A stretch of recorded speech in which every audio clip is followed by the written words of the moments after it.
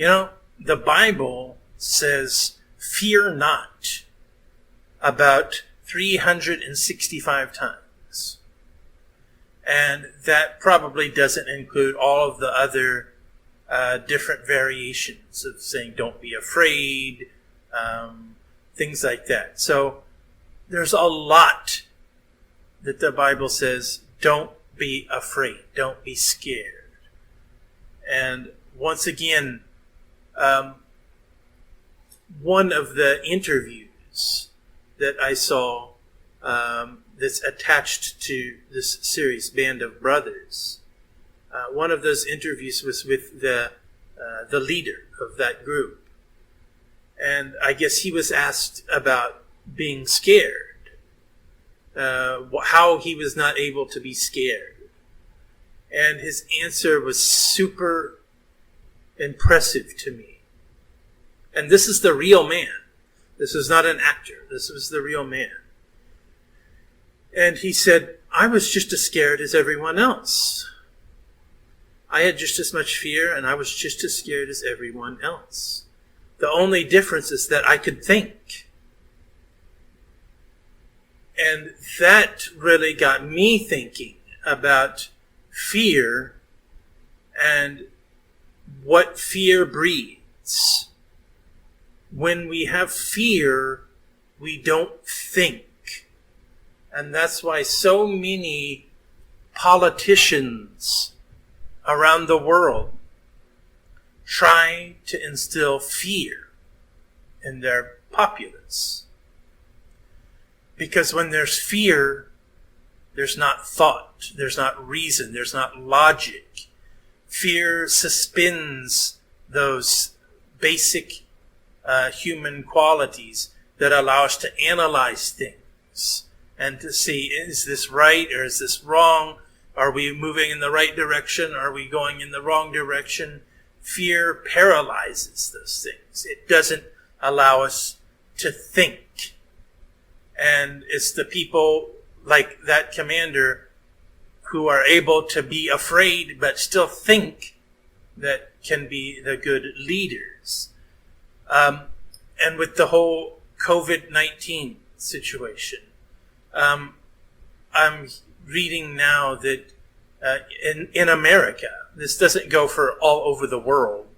I would guess not.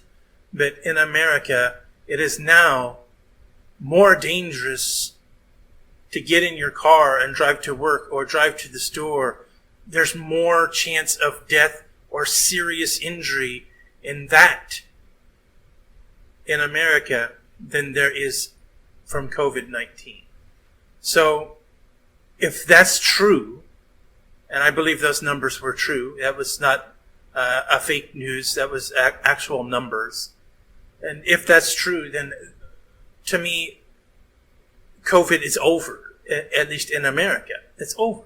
Because every person, almost every person, drives to work or drives to the store. They drive multiple times a day, every day.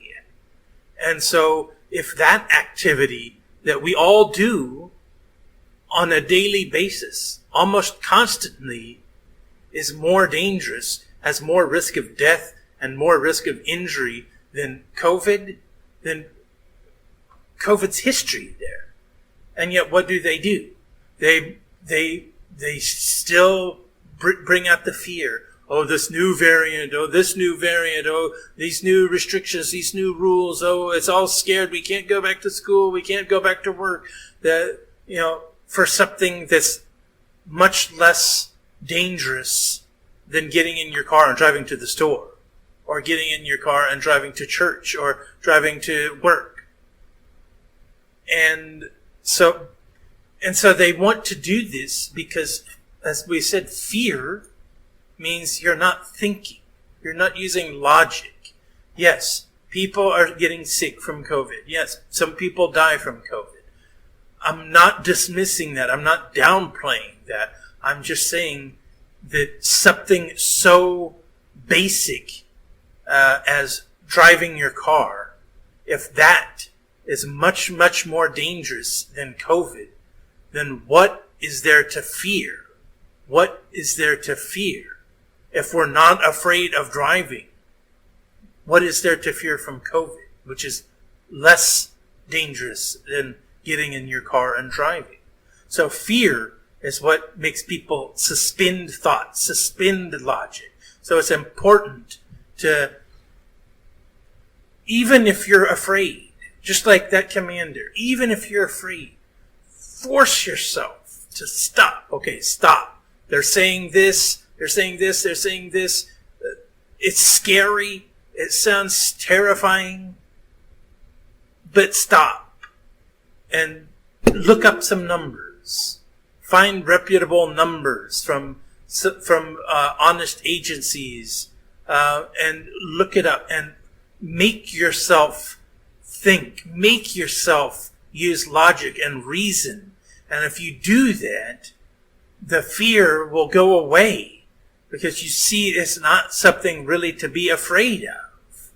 And so that was another thing that really stood out in this series and made me think of what is happening in the world today. Because whether it's COVID or what else, there's always something that the government, that the leaders are trying to say, oh, this is scary, you should be afraid.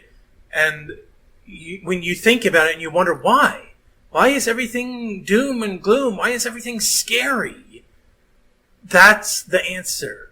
That when there's fear, there's lack of thought. There's lack of logic. People just put aside what they know because the fear overtakes them. So I thought it was an interesting lesson in fear and in how we should push through fear using our God-given intellect, our God-given ability to seek, to look, to read, to reason, to use logic. And when we do that, we find the fear just sinks away. Thanks.